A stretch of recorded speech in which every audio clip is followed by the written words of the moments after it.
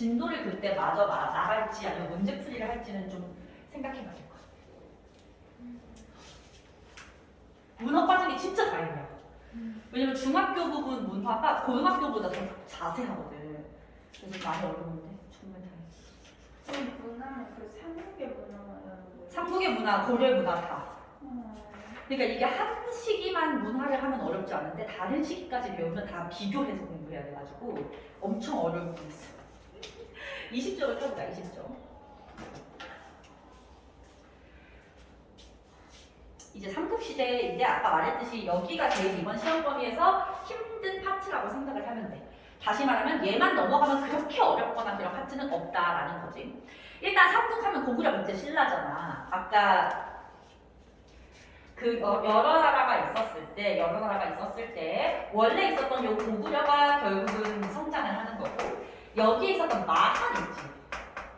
마한의 여러 작은 나라 중에서 하나가 백제였는데 백제가 나머지 마한 국가들을 먹어가면서 영토를 넓히는 거야.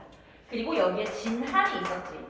진한에서도 여러 가지 작은 나라 중에서 신라가 점점 성장하면서 나머지 다 먹고 여기를 차지하는 거고 변한 지역에는 가야가 성장을 해서 나머지 지역을 다 먹게 되죠. 이거 한 번만 더 넣을게. 오케이. 근데 그럼 지금 한반도에 나라가 4개가 있잖아. 근데 우리 이 시대를 사국시대라고 부르지 않고 삼국시대라고 부르지. 왜 그러는지부터 봐야 돼. 왜 삼국시대? 삼국이라고 할 때 고구려, 백제, 신라 많고 가야를 안 넣잖아. 그치? 잘 봐봐. 아까 옥저랑 동해는 왕이 없고 누가 통치하는 시대였어? 군장이 통치하지. 그런 나라를 군장국가라고 해. 군장국가에는 뭐 옥저랑 동해가 있다. 근데 군장국가에서 성장해가지고 왕이 생겨나면 걔를 연맹왕국이라고 불러. 연맹왕국이 누가 있냐면 구여랑 가야가 연맹왕국인 채로 멸망해. 그럼 연맹왕국보다 더 높은 게 뭐냐? 연맹왕국은 여러 부족들이 연합을 맺었는데 그 중에 하나를 왕을 뽑는 거지. 그래서 왕권이 셌어, 약했어? 약했잖아. 이제는 왕권이 강한 국가가 등장하는 거야. 그걸 뭐라고 하냐면 우리 이미 배운 적 있는 단어. 중앙 집권 국가라고 해. 작년에 막 중앙 집권 이런 단어 되게 많이 나왔잖아. 중2 때. 이 중앙 집권 국가가 바로 고구려, 백제, 신라인 거야. 오케이? 그래서 우리는 이 중앙 집권 국가로 갈수록 나라가 발전하는 거라고 보는데 요 군장국가, 연맹왕국, 중앙집권 국가의 체제가 있고 고구려, 백제, 신라만 중앙집권 국가이기 때문에 이걸 사국시대라고 안 하고 삼국시대라고 한다라는 거지. 그러면 부여, 가야는 연맹왕국이고 고구려, 백제, 신라는 중앙집권 국가라고 할 때 어떤 요소들을 갖춰야 중앙집권 국가가 되느냐 그거를 한번 정리하고 넘어갈게. 중앙집권 국가라고 부를 수 있는 요소. 일단 첫 번째로는 왕위를 자기 아들한테 물려줘야 돼. 그거를 부자상속이라고 해요. 아빠가 아들한테 물려주는 거야. 연맹왕국에서는 내 왕위를 다른 부족이 가져갈 수도 있잖아. 그거를 막기 위해서 아들에게 물려주는 거. 두 번째, 불교를 수용하는 모습을 보여.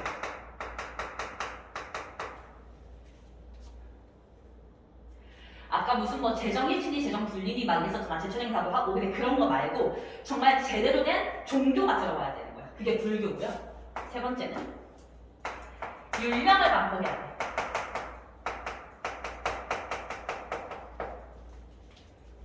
율령은 오늘날 말로 바꾸면 법이야, 법. 법을 반포를 해서 나라를 체계적으로 통치를 해야 되는 거지. 근데 율령을 반포한다는 게 다른 말로도 쓰일 수가 있거든. 뭐라고 쓰일 수 있냐면 얘를 관등제를 정비한다라고 얘기할 수 있어. 관등제. 관등제가 뭐냐면 관리의 등급을 정한다는 거. 막 우리나라에도 공무원 있잖아. 공무원이 제일 낮은 게 9급 공무원이고 점점점 승진해서 올라가서 8급, 7급, 6급 이렇게 올라가는 거거든. 그렇게 나누겠다는 소리야. 그럼 왜 관등제를 정비하면 중앙 집권이 되느냐? 9급, 8급, 7급 이렇게 나왔지. 그거를 너네 학교에서 표현하면 1학년, 2학년, 3학년으로 표현해볼게. 지연이 지금 3학년이잖아. 만약에 학교 딱 가는데 어떤 조기에 신목중 1학년 애가 지나가. 근데 걔가 지연이 보더니 뭐 훌겨보고 지나가는 거야. 그럼 지연이 기분이 어떻겠어? 기분 나쁘지? 근데 왠지 길 가다가 쳐다볼 수도 있는데 우리 학교 1학년이니까 더 기분 나빠. 그치? 만약에 걔가 그냥 길 가는 따라다녔으면 그냥 쳐다보나 뭐 하고 넘어갈 수 있는 거잖아. 그치? 이렇게 서열을 정하면 자기들끼리 알아서 쟤는 나한테 잘해야 되는데 나는 얘한테 잘 보여야 된다. 이게 정해지거든.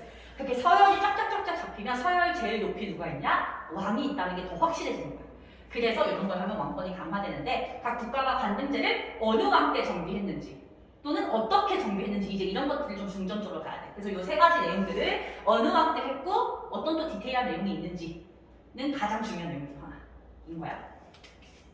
그래서 근데 요거랑 별개로 우리 이제 삼국의 전성기들을 배울 건데 삼국시대에서 뭐 이번은 백제가 전성기다 이때는 고구려가 전성기다라고 할 때 그 기준이 뭔지 알아?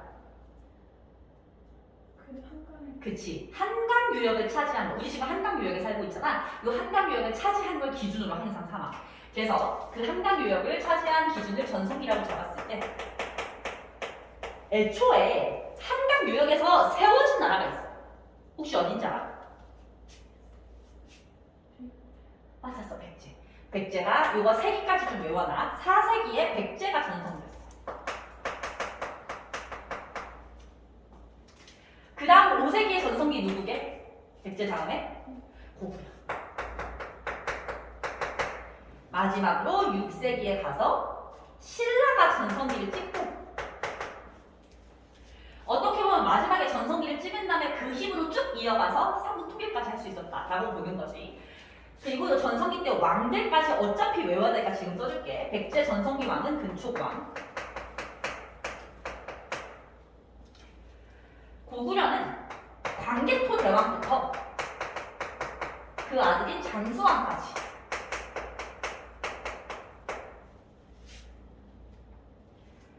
신라는 지증왕, 법풍왕, 진흥왕.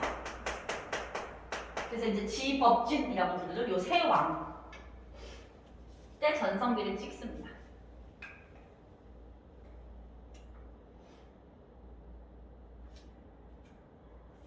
됐어?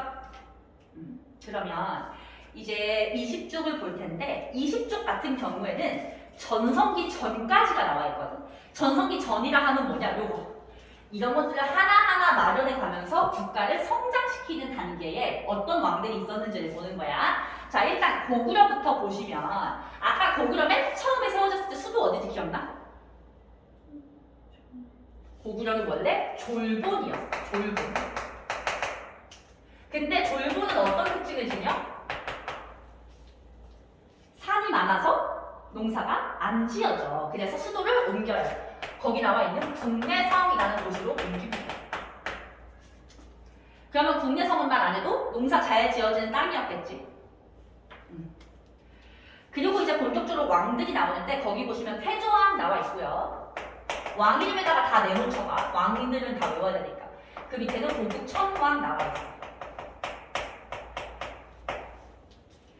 태조왕 볼게. 태조왕은 일단 어쨌든 고구려 하면 전쟁을 잘 하는 나라니까 태조왕도 영토를 굉장히 많이 넓혔는데 거기 보시면 옥저를 정복하고 요동지방으로 진출을 합니다.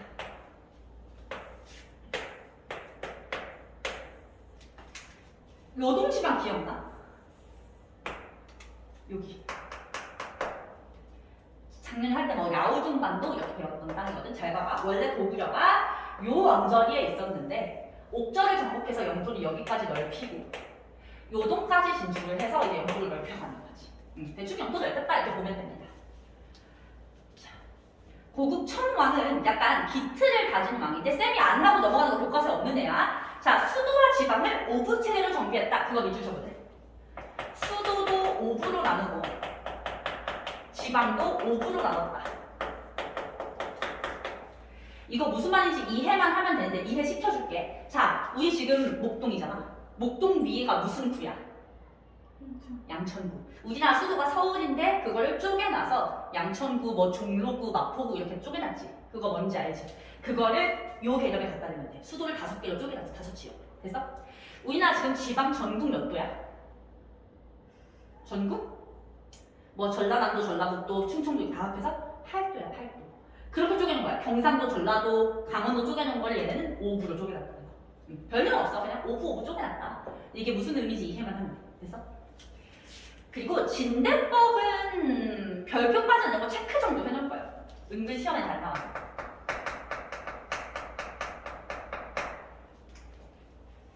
거기 괄호에서 빈민구제 목적이라고 나와 있잖아. 진대법이 뭐 하는 거냐면 농사 지을 때 보통 어느 계절에 쓰일 뿌리지? 봄에 쓰일 뿌리지? 언제 추수해? 가을에 추수를 하지. 그래서 추석이랑 10월에 제사 지내는 거잖아. 근데 요때는 생산량이 많지가 않아. 생산량이 많지 않아서 가을에 추수한 걸 겨울 동안 먹으면 봄에 곡식이 뚝 떨어져. 그래서 봄에 굶어 죽는 사람이 되게 많았어.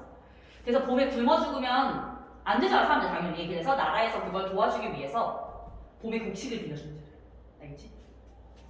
봄에 곡식 빌려주고 이자는 거의 조금만 붙여서 이제 가을에 추수하고 가도록 했던 제도. 이거 다 넘어가서요. 동그라미 2번 체제 정비 마지막에 밑줄 글자. 수상 대대로 10여 등급으로 정비 이것만 밑줄 그어볼래? 아까 고구려의 귀족회의 이름 뭐였지? 제가회의였지. 이거는 왕 구분 없이 그냥 쓸게. 제가회의를 어쨌든 귀족들이 하는 거면 예를 들면 학생회의 할 때도 학생회장이 있듯이 여기도 그걸 담당한 애가 있어야 될 거 아니야? 그 수상이 대대로라는 소리야. 대대로. 이해됐어? 그리고 요거 아까 유령 관등제 정비하다가 관리 등급을 요게 한 10개 정도로 정비했다. 정확한 숫자는 모르고. 이해됐어? 백제 보자. 백제는 아까 말했듯이 마한의 작은 나라로부터 시작을 했다. 근데 얘네들 같은 경우에는 밑줄을 그어볼게요. 부여와 고구려에서 내려온 사람이 세운 나라야. 그거 별표예요. 잠시만. 처음에 3시 반이지 일찍 왔네? 아직 재은이 삼국시대 하고 있는데 같이 들을래? 아니면 저기서 쉬고 있을래? 뒤에서 들을래? 그냥 20초 펴서 가볍게 듣고 있어. 고구려를 세운 게 주몽이었지. 주몽의 아들 중에서 다음 왕이 못 되는 애가 내려와서 세운 게 백제란 말이야. 그래서 자료 거기 날개단 자료 1번도 별표를 해가지고 이제 그거를 연결시켜서 봐야 되는데 장군총이라고 하는 게 그게 고구려의 무덤이거든. 이렇게 돌을 쌓아서 이렇게 계단식으로 만든 무덤인데 똑같은 게 석촌동에 있어요. 석촌호수 알지? 잠실. 거기 잠실 롯데월드 있는 동네에 여기 있어. 근데 이게 모양이 거의 다 같잖아. 크기만 다르고. 이런 무덤의 모양은 사실은 거의 안 바뀌거든. 옛날에 내가 하던 대로 하는 거란 말이야. 그래서 고구려를 계승했구나. 백제가 고구려에서 내려온 사람이 세웠구나라는 것을 정확하게 알 수 있는 거야. 알겠지? 자, 백제는 성장할 때 왕은 한 명밖에 없는데 고이왕이 있고요. 고이왕 시험에 은근 잘 나와요. 은근 잘 나오는데 일단 거기 보시면 관등제를 정비를 합니다. 아까 고구려를 누가 했는지 안 나왔지만 10여 등급으로 나눴다고 되어 있었지. 봐봐. 요 관등제는 뭐 율령이어서 중앙집권 국가될 때 아주 필수적인 거였어. 요 관등제를 밑에다가 써볼게. 백제는 6좌평으로 나눴다. 공부하다가 좌평이라는 단어가 보이면 그냥 백제로 가면 돼. 알겠지? 그 다음 옆에 목지국 병합은 지우고 개를 지우고 너네 교과서 표현으로 바꿔볼게. 목지국 병합 말고 이렇게 나와 있어요. 한반도 중부 지역을 병합했다.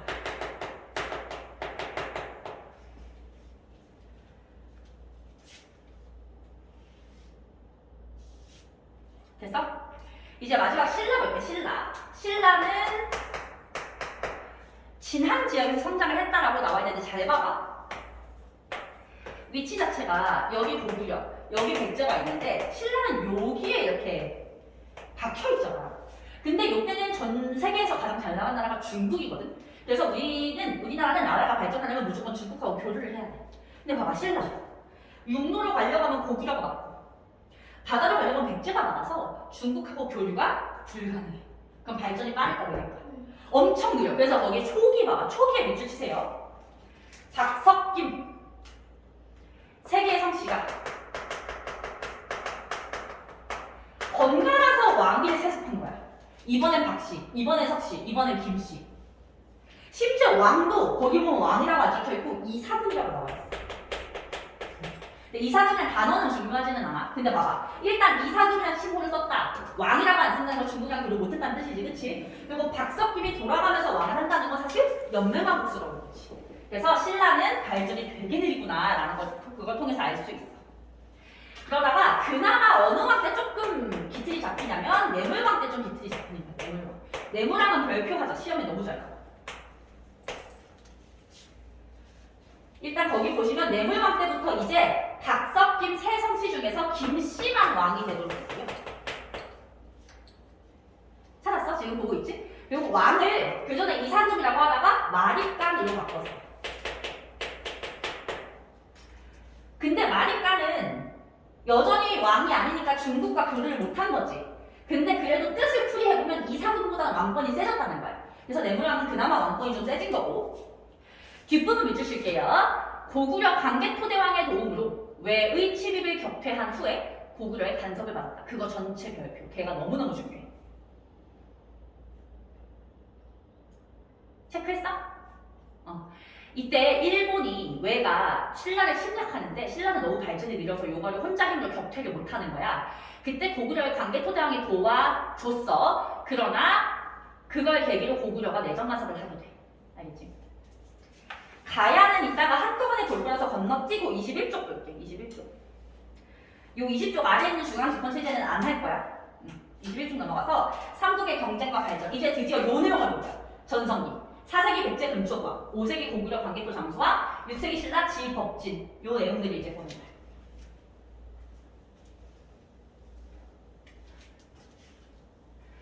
자, 일단 전성기 맨 처음이 백제니까 백제부터 나와 있지. 백제의 발전을 보면 아까 말했듯이 금초고왕이 나와 있어. 자, 금초고왕 밑줄 쳐볼게. 마한 지역 대부분을 정복했고 가야 여러 나라의 영향력을 행사했고 거기 밑줄. 그 다음 아래 고구려를 공격해서 황해도 일부를 차지하고 고국 원함을 격퇴했다. 그래서 어떻게 할 거냐면 마한 지역 대부분 정복의 동그라미 1번, 가야 여러 나라의 영향력 2번, 고구려 공격 3번. 요거 세 가지가 전부 다 금초고왕이 영토를 넓혔던 내용이야. 그래서 지도를 대충 봤을 때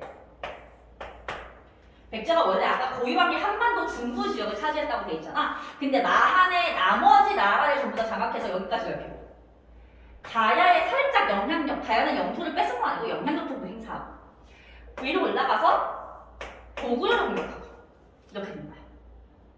됐어? 그 다음에 가운데 빨간 글씨는 따로 밑줄 칠게요. 중국의 동진과 외를 잇는 중개무역을 했다. 전쟁만 하면 안 되잖아. 고립되니까 친하게 지낸 나라도 있다는 거지. 그게 중국의 동진이라는 나라와 바다 건너 외했다. 그래서 사실은 전쟁한 요 파란색 내용보다 요 핑크색 내용이 시험에서 잘 나와. 누구랑 친하게 지냈는지.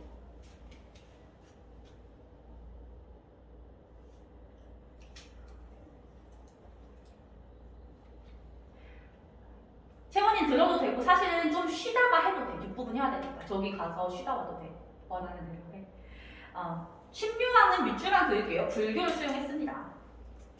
어쨌든 불교 누가 수용했는지 엄청 중요하잖아. 그래서 불교 수용하는 신묘왕이다. 그거 그냥 외우시면 되고요. 고구려 보자, 고구려. 자, 봐봐. 지금 4세기를 보고 있는데 이렇게 한번 써볼까? 고구려, 백제, 신라. 요 순으로 봤을 때 지금 4세기 전성기가 백제잖아. 백제 전성기 왕 누구라고? 근초고왕이야. 지금 근초고왕이 얼마나 전쟁을 잘했는지 북쪽으로 올라가서 고구려를 공격했단 말이야. 지금 그 고구려 입장에서 어떤 느낌이냐면 사실 고구려는 워낙 전쟁을 잘해서 백제가 라이벌이라고 생각한 적 한 번도 없거든. 고구려 라이벌은 중국이란 말이야. 그런데 내 라이벌도 아닌 백제한테 지금 졌어. 엄청난 충격이야. 그래서 어떤 생각을 하게 되냐면 우리가 백제한테 이기려면 어떻게 해야 될까를 고민한 거야. 근데 생각해보니까 그래 전쟁도 전쟁인데 국가에 법도 만들고 기틀을 좀 다져야겠다고 생각을 한 거지. 그거를 했던 왕이 소수림 왕이에요. 자, 소수림 왕 별표하세요. 완전 중요해. 소수리망은 뭘 했냐? 일단 밑줄 닫힐게. 불교 수용, 태학 설립, 아랫줄에 율령 방법. 그렇게 생각하지. 완전 율. 봐봐. 일단 불교를 수용했지. 율령에서 법도 발표했지. 근데 거기다가 학교까지 들었어. 학교, 태학. 이거 셋 중에 하나만 해도 엄청 업적이거든. 위에 봐봐. 침유학 같은 경우는 불교 수용 하나만 했는데도 우리가 교과서를 다루잖아. 근데 하나만 해도 대단한 거야? 3개나 했다는 거야. 태학 같은 경우는 학교잖아. 이때는 학교에서 무조건 유교를 공부해. 그래서 불교랑 유교를 다 적은 거라고도 볼 수 있지. 그래서 소수리망은 너무너무 중요하고, 소수리망이 이렇게 국가 기틀을 가진 상황에서 5세기의 전성기 왕이 찾아오는 거죠. 고구려 전성기 누구라고? 광개토 대왕이랑 장수왕 같이. 이해됐어? 이렇게 열려있는 거야. 자, 광개토 대왕은, 우리 광개토 대왕은 이제 영토를 많이 확장한 왕이다라는 거 알고 있잖아. 밑줄 칠게요. 백제를 공격해서 한강 이북의 땅 차지. 생각해봐. 백제한테 아직 복수 안 했잖아. 백제가 이때 공격한 거를 복수한 적 없으니 이때 복수를 하는 거지. 복수해서 한강 이북을 차지를 했고요. 밑줄 한 번 더 합니다. 신라에 침입한 왜군을 격퇴한다. 걔는 별표예요. 아까 했던 거. 그때 신라 왕이 누구였지? 네. 뇌물왕. 그렇지. 그거 두 개는 연결해서도 잘 나와. 그 다음 국력 과시의 밑줄 칩니다. 영락연호. 영락연호. 그리고 태왕자처. 그건 두 가지 다 무슨 뜻이냐면 내가 중국과 대등하다는 인식이야. 디테일하게 들어가면 너무 어려우니까 그 정도로만 할게. 중국과 대등하다는 인식. 중국보다 끌릴 게 없다. 됐어? 그 다음 이어가는 장수왕 봅시다. 장수왕. 사실 광개토 대왕은 30대 초반인가 중간에 죽었거든. 너무 일찍 죽어서 업적이 이거 이상으로 없어. 근데 그 아들인 장수왕은 이름 그대로 장수했어. 80살까지 살았대. 요때 당시 평균 수명 40살. 엄청 오래 산 거야. 그래서 업적이 엄청 많아. 그래서 오히려 장수왕이 조금 더 중요하게 다뤄질 수밖에 없는데, 잘 봐봐. 우리 광개토 대왕하면 영토를 어디로 넓혔어 보통? 만주발판 달려라 들어왔어. 만주발판 달려라 광개토 대왕이랑 위로 많이 넓혔어. 우리 별로 언급은 안 하지만 위로 많이 넓혔어. 그래서 장수왕이 더 위로 올라갈 수가 없는 거야. 아버지가 넓힌 영토보다 더 영토를 넓히면서 어차피 시베리아를 가는 거야. 그래서 남쪽으로 내려가기로 결정해. 남쪽으로 내려갔을 때 가장 노리는 땅은 어디였을까? 한강. 한강 유역을 뺏기로 결심한 거야. 알겠지? 그 정책을 뭐라고 하냐면 남진 정책이라고 해.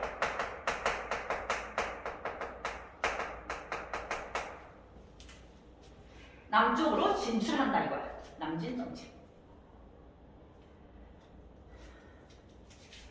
근데 아까 고구려 수도가 어디였어? 졸본이었다가 국내성으로 옮겼지. 근데 국내성 위치가 어디냐면 노동대거든. 봐봐. 한강은 여기 있잖아. 그러면 장수들이 여기서 출발해서 한강까지 가면 가는 길에 지쳐. 가는 길에 지쳐서 전쟁을 할 수가 없어. 그러니까 어떻게 하냐? 수도를 한강하고 가까운 곳으로 옮겨. 수도를 어디로 옮기냐? 평양으로 옮겨. 그래서 남진 정책을 위해서 평양으로 천도했다. 천도 수도로 옮겼다.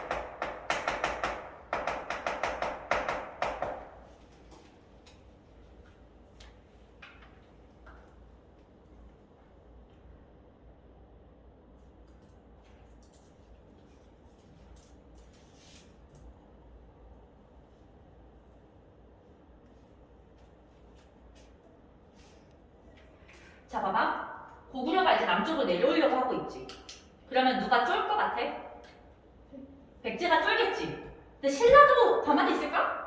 신라도 쫄려. 왜냐면 백제가 망하면 그 다음은 자기네일 거 아니야. 그래서 이 시점에서 백제랑 신라가 동맹을 맺는데 얘네가 맺은 동맹을 나제 동맹이라고 해. 신라의 나, 백제의 제. 이해됐어? 근데 얘네가 동맹 맺어봤자 절대 고구려한테 이길 수 없어. 그래서 결국은 고구려가 한강 유역을 차지한다. 한강 유역을 그냥 한성이라고 하기도 해서 한성을 차지했다. 이렇게 표현하기도 해. 됐어? 그래서 요거를 갖다가 장수왕이 기념하기 위해서 세운 비석이 하나 있어요. 옆에다가 써볼게. 교과서에는 있어요. 충주 고구려 비석. 장수왕이 자기가 영토 넓힌 걸 이제 기념하려고 세운 거지. 됐어? 그 다음에 동그라미 2번에 제목에 밑줄 쳐볼게. 다원적 국제질서 형성. 거기다가 거기 블라블라 나와 있는 거 말고 쌤이 써준 것만 한번 써봐봐. 장수왕이 한 건데 이렇게 써봐봐. 중국의 북위 남조와 교류. 그냥 옆에다가 쓰세요. 거기 있는 내용들은 다 지우시고. 중국의 북위 남조와 교류.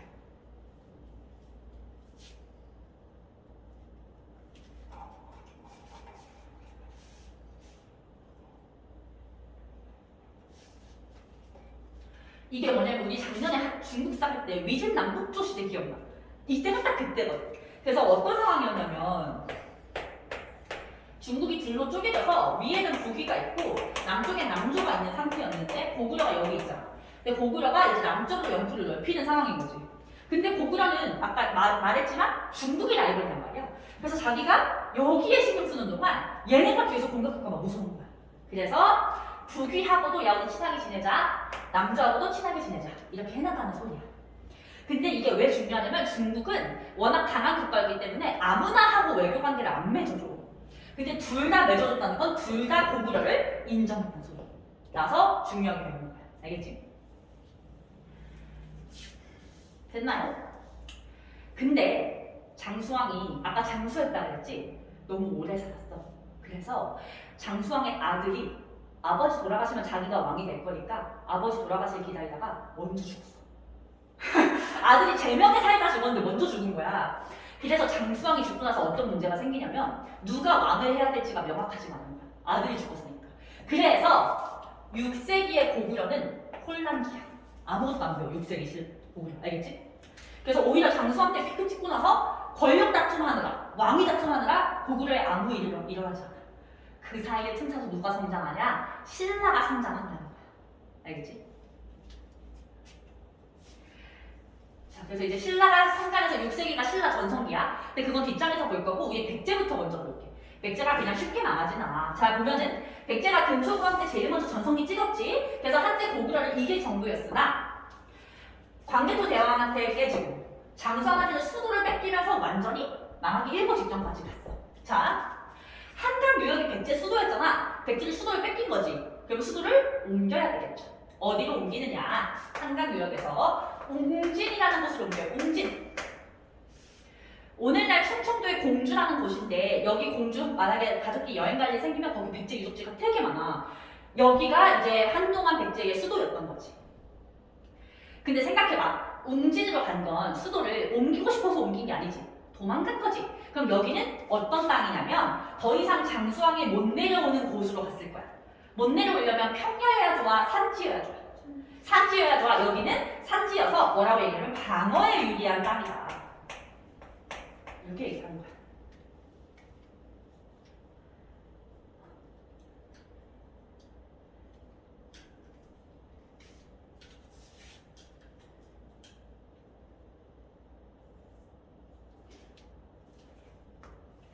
그리고 이 웅진에서 나름대로 이제 백제가 장수왕 죽고 나서 이제 고구려가 좀 약해졌으니까 그 틈을 타서 다시 예전 금초광처럼 성장하려고 노력을 하는 거지. 그 노력하는 왕이 바로 2, 3, 4번에 나와 있는데요. 동성왕, 무령왕, 성왕이거든. 일단 써보긴 할게 여기다가. 동성왕, 무령왕, 성왕인데 동성왕은 그냥 교과서에 있으니까 보는 거고 무령왕은 체크고요. 성왕은 별표예요. 동성왕은 그냥 밑줄만 쳐볼게. 신라와 혼인동맹 체결. 아까 낮에 동맹 맺었었잖아. 더 강화하기 위해서 야 너네 딸 보내봐. 우리 결혼하자. 이렇게 해서 혼인동맹 맺은 거야. 무령왕은 밑줄 칠게요. 지방에 21항로 설치.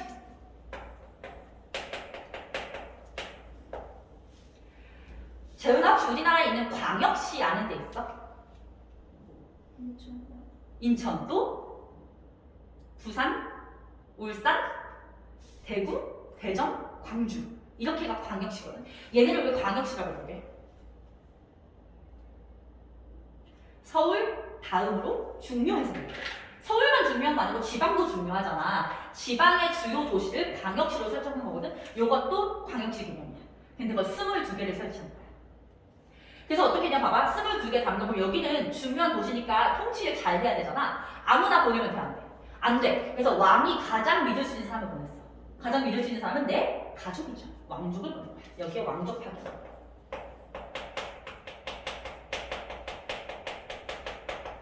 됐어? 나와 있죠? 바로에서 왕족 파견. 체크했어? 이제 성왕을 볼게, 성왕. 사실 지금 성왕 이거 6세기잖아. 6세기면 지금 신라 전성기 때야. 신라 전성기 때인데 어쨌든 지금 신라랑 백제는 동맹매진 관계이기 때문에 백제도 신라와 함께 성장하려고 했었던 거고, 성왕은 어떻게 보면 근초부왕이 제1전성기, 성왕은 제2전성기라고 볼 수 있어. 알겠지? 자, 일단 성왕 때는요. 수도를 또 옮겨요. 아까 한강유역 뺏기고 수도 어디로 옮겼어? 웅지로 옮겼지. 웅지는 뭐에 유리하다? 방어, 산지잖아. 근데 성왕이 나 이제 다시 영토를 넓히고 싶어. 근데 산이 있으면 나도 영토 넓히기가 불편하잖아. 그래서 평야지대로 옮긴 거야. 그게 사비예요, 사비. 오늘날의 구여라는 곳이고 사비로 이제 다시 한번 천으로 합니다. 지금 백제랑 고구려 수도 계속해서 바뀌고 있어. 됐어? 그리고 나라 이름을 잠깐 동안 남부여라고 바꿨어. 옛날에 구여 있었지, 구여. 구여에서 내려와서 세운 게 고구려. 근데 또 고구려에서 내려와서 세운 게 백제니까 나는 구여를 계승한다. 이런 의미를 담고 있는 거지. 그리고 또 두 번째 좀 잊으실게요. 중앙에 실무관청 22부 설치. 이건 뭐냐? 우리나라 너 사회 지난번에 시험 보면 거. 입법부, 행정부, 사법부 나눠놨지. 얘네는 22개로 쪼개놓은 거야, 그걸. 그리고 수도는 5부, 지방은 5방. 이거 아까 이 개념을 했었지. 수도를 5부로, 지방을 5방으로 하는 거. 그래서 그거 그냥 외우시고요. 대외 정책은 밑줄칩니다. 중국 남조와 교류했고요. 외에 불교를 비롯한 선진 문물을 전파했다. 걔도 밑줄치세요. 그래서 계속해서 중국의 남조랑 일본이랑 친하게 지내는 거야. 근데 가장 중요한 건 한강유역 회복 노력이야. 한강유역이 원래 수도였잖아. 그래서 뺏어오고 싶은 거야, 고구려한테서. 근데 지금 고구려는 혼란기지. 문제는 뭐냐? 아무리 고구려가 힘이 약해도 절대 둘은 이길 수 없어. 그래가지고 성왕이 진흥왕, 당시 신라왕이랑 손을 잡고서 한강유역을 뺏는 거야. 그래서 어떻게 하기로 했냐면 봐봐. 한강이 이렇게 있으면 신라랑 같이 해서 여기는 백제가 가지고 여기는 신라가 가지기로 약속을 한 거야. 그래서 반띵하기로 하고서 백제랑 신라가 고구려를 쳐서 한강역을 빼앗아요. 근데 어떻게 돼? 신라가 배신돼요. 신라가 배신해서 백제를 공격하고 요거를 다 차지는 거죠.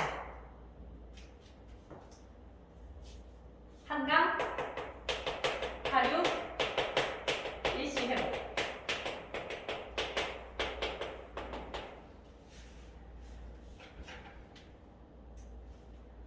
성왕 열받겠지. 열받아서 내 손으로 진흥왕을 죽여버리겠다라면서 신라로 가는 길에 매복해 있던 신라 군대에 의해서 죽어요. 그 죽었던 전투까지 보면 얘가 뜬 거예요. 반산성 전사에서 전사입니다.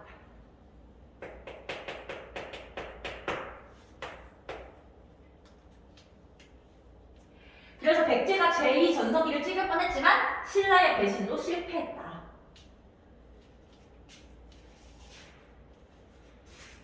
됐어? 뒷장 넘어가서 22쪽. 이제 신라랑 가야 보면 끝나. 신라는 아까 내물왕 때 김씨가 왕위 세습을 하게 되고 왕을 마리칸이라고 부르고 조금씩 성장을 하고 있었어. 그러나 내물왕 때 외곽 침략해온 걸 누가 도와줬지? 고구려 누구? 광개토대왕. 그러면서 광개토대왕의 내정간섭을 받거든. 근데 5세기에 고구려 내정간섭을 받으면서 중국 문물을 고구려를 통해서 수입을 하는 거야. 그래서 조금씩 성장을 해. 그러다가 6세기의 전성기. 왕은 3명. 빨간색으로 써볼까? 지증, 덕풍왕, 지증왕. 얘네 셋은 셋 다 비슷한 정도로 시험에 나와서 그냥 셋 다 별표입니다.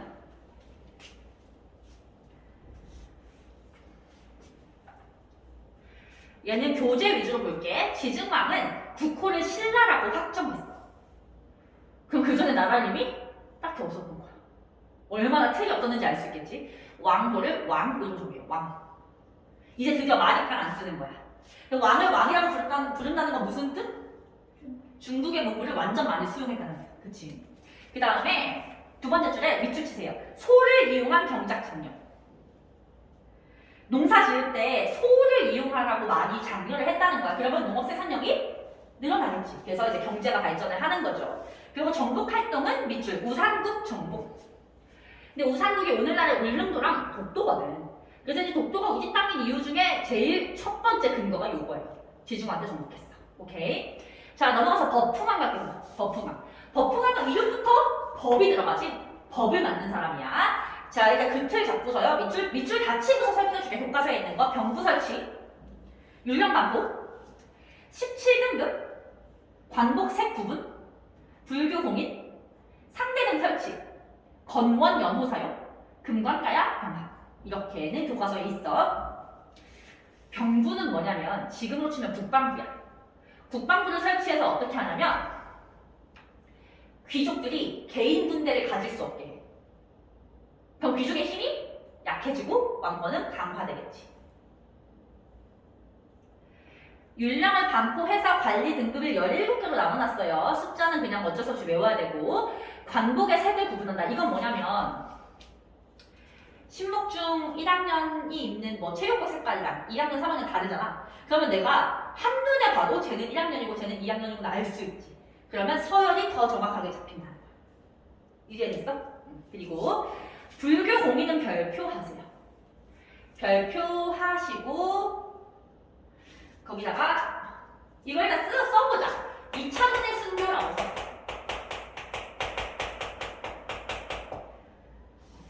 쓰고 얘는 나중에 교과서에 있으면 설명해주고 아니면 안 할 건데 일단 써놓기는 하자. 공인이라는 건 공식적으로 인정한다는 거거든. 원래 불교는 그 전에 수용이 됐는데 귀족들의 반대가 심해서 공인을 못하다가 요때 가서 공인을 한다는 거야. 그 다음 상대등 설치에다가 뭐라고 쓰냐면 이렇게 써보세요. 화백회의에 수상.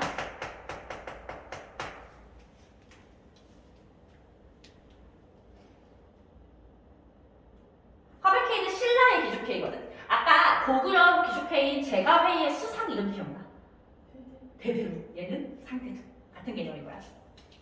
그리고 건원 연호. 아까 관계투장이 영락 연호 썼을 때 그거를 중국과 대등하다는 인식이었다고 했지. 이것도 마찬가지. 중국과 대등하다는 인식. 그만큼 이제 자신감이 많이 올라온 거지.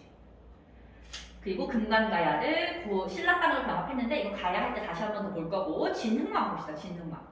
진흥왕이 어떻게 보면 찐 전성이지. 한강을 차지했으니까 밑줄 칩니다. 화랑도를 국가적 조직으로 개편. 화랑도 뭔지 알지? 10대 남자애들을 다 군대에 데리고 가서 공부도 시키고 군사 훈련도 시킨 거. 그 김유신 장군이라고 들었어?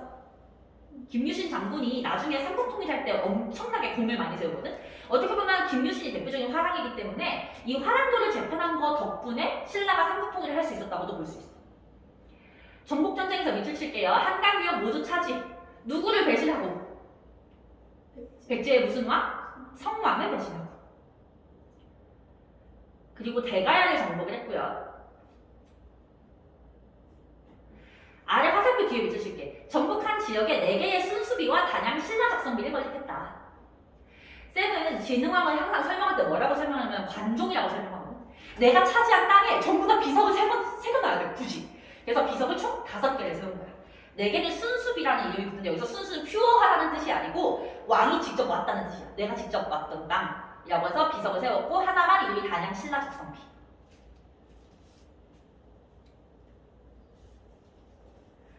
그 다음 대외 정책에서 전체 밑줄 칠게. 한강 유역 확보 이후 고구려와 백제의 연계를 차단했고요. 황해를 통해 중국과 직접 교류할 수 있어. 이거 봐봐. 이런 모습인 거죠. 고구려 여기 있고 백제 여기 있는데 신라가 한강을 차지했잖아. 영토가 어떻게 되냐면 이렇게 되는 거야.